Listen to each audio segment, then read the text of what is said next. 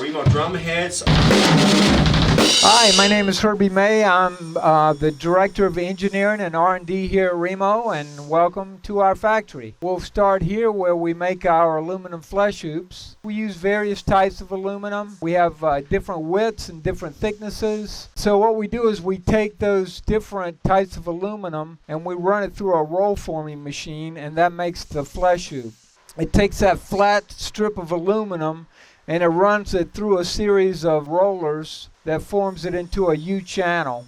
And then once he takes that coil off of the machine, cuts them on the saw, that then makes them into individual hoops. So that mandrel that he puts those coils on, that's a little bit larger than your drum shell bearing edge. So you're always guaranteed that the hoop is going to be the right size.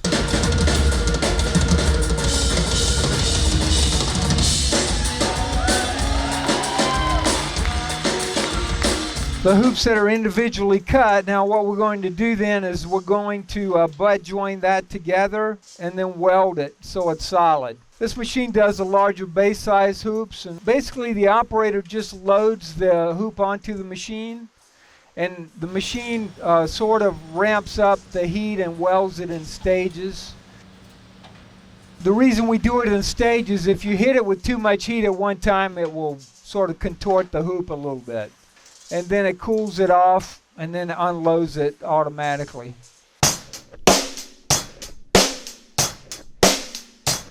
You need to love the groove so much that you can play that beat for 10, 15, 20 minutes and love every moment of it. So the next stage is after they've been roll formed and welded, they have residual oil. This machine is like a little car wash. So it goes through a wash chamber here, then it goes through a rinse chamber, and then a drying stage. If there's any residual oil in this channel, our resin won't bond to it. So it's really important that the hoops stay clean. Buddy Rich was one of the most genuine people you'd ever want to meet, meaning that if you hit it off well, you really had a friend. Some of the large rolls of film here, they're made specifically for our drum heads. Some of the films that we get, we laminate ourselves and do special processes. So what you see here is our skin deep process, our fiber skin process, our new skin. Some other companies buy already films that are already dyed for window treatments like in buildings or cars. We take the same film that we know sounds good, and we take that film and we dye it. We don't use just any other polyester film that's already pre-dyed. The same film that we use for our coated ambassador is the film that we dye to make an ebony head because it sounds better.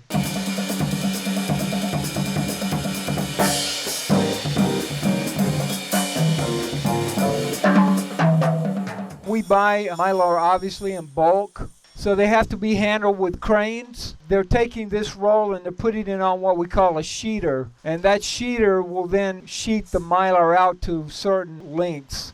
We're basically cutting circles from squares, so you always have a certain amount of scrap. The operators are told how to cut it so we can minimize the scrap. Once they're sheeted out, they're taken on this 50-ton press and the circle is die cut out. In one shot, he's cut about 50 pieces of film there, 50 individual drum heads. The next stage is after we've die cut the circle, we punch little small holes in the film, on the outer portion of the film. We take a stack of film and then they punch these little small holes. They allow the glue to be able to anchor the Mylar.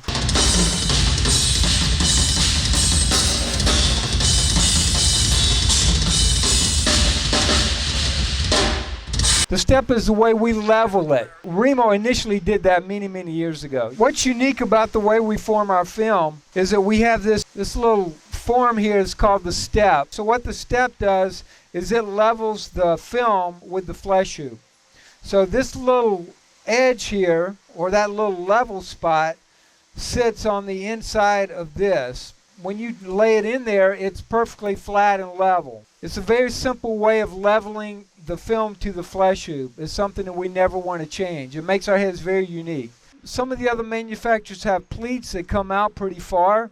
A lot of times you'll see them do a demo where they put the head on the drum shell, but they don't show you the counter hoop. Our design works with all types of counter hoops, not just a couple, but it works with all types.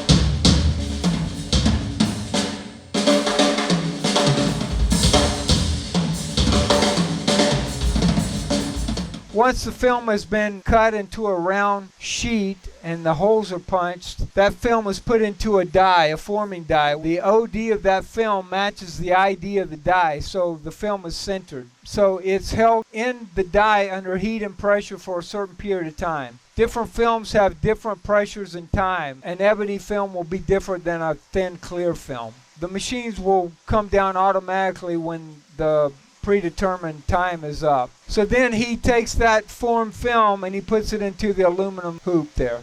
And then they're ready for us to fill the channel with the resin. That's the next step.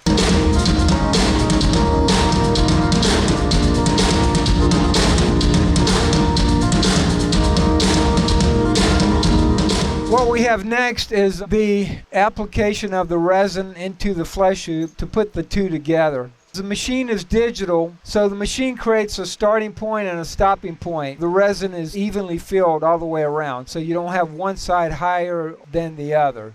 And that's really important. We want the first head to be exactly like the last head.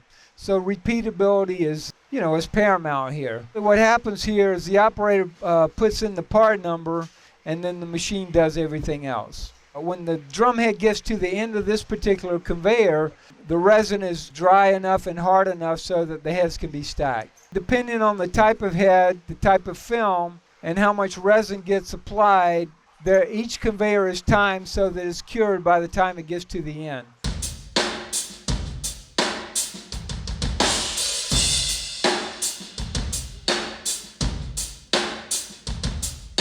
This is where we do the coating process for like a coated ambassador.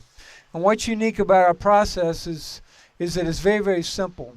Inside that booth, there's a spray head that goes in the Y direction, and that moves at a steady rate. So what happens is, as this is coming up and this is going across, the overlapping strokes are always the same. So what that means is I can put an 8-inch drum head on the conveyor, a 14 and a 22, and the coating will be even on all those sizes. It's heated just a little bit, just to sort of accelerate it. It's sort of like a resin system. It's not totally cured, but it's dry enough that we can process it. Why can't we do coated color tones? I guess we could. All the heads go through a visual inspection under lights. Sometimes it's difficult to see if there's a scratch on the transparent film. What they do here is then they just hold it up under the lights and you can see if it has a scratch or somehow or another it got damaged in the process. What we do is we knock the glue out of it. We recycle the film and the aluminum. That's a DW thing. Yeah, DW has a little 5/8 holes there. Yeah. And those match. That's for like an 8-lug drum, 10 lug, 6, 7, 8, 9, 10. Yeah, so these holes match where the lug placements are, so it looks even.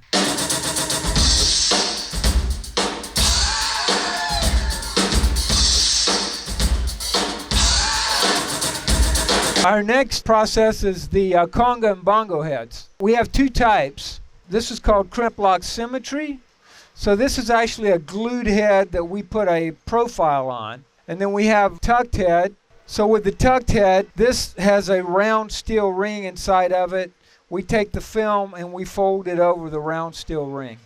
This is a difficult head to make because the film is so thick. It's almost like a piece of plywood. We have to bend it in some stages to make it happen. If you try to do it all at one time, the material is just too thick to form that way. Those are the two basic types of conga heads and bongo heads that we make. Crimp lock symmetry and tucked. The timpani have sort of a straight leg. But what the insert ring does is it transmits the vibrations to the counter hoop. It also makes the hoop very, very rigid. That way when you have tuning places that are far apart, it will bridge that gap. It'll make it strong so you don't have a dip in that area between the tuning places. We also make banjo heads. The banjo heads have a very thin, small flesh hoop. You've seen the Vox head, which is sort of a copy of the Trixon. the old Trixon head of the 60s. The interesting thing about these heads is there's a front and a back. You can't take this head and turn it and put it on the back side. We also have some really large dies that we make, 8-foot diameter drum heads here. We've done large heads for Disney and Cirque du Soleil, Universal Studios.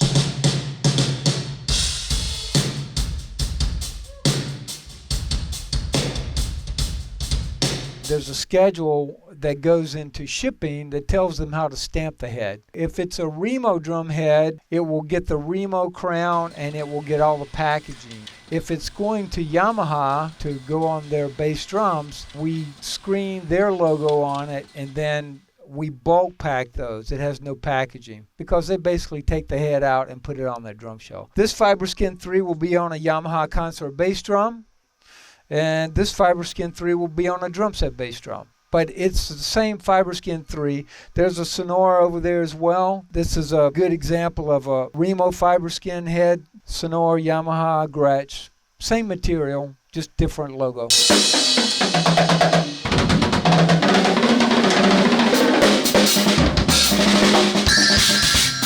This is our box machine. It takes a stack of boxes and it stands the carton up and glues it, inserts the drum head and closes it and puts the labels on. The machine will push the head into the carton, takes it down, it will glue the back side of the carton and then apply the label.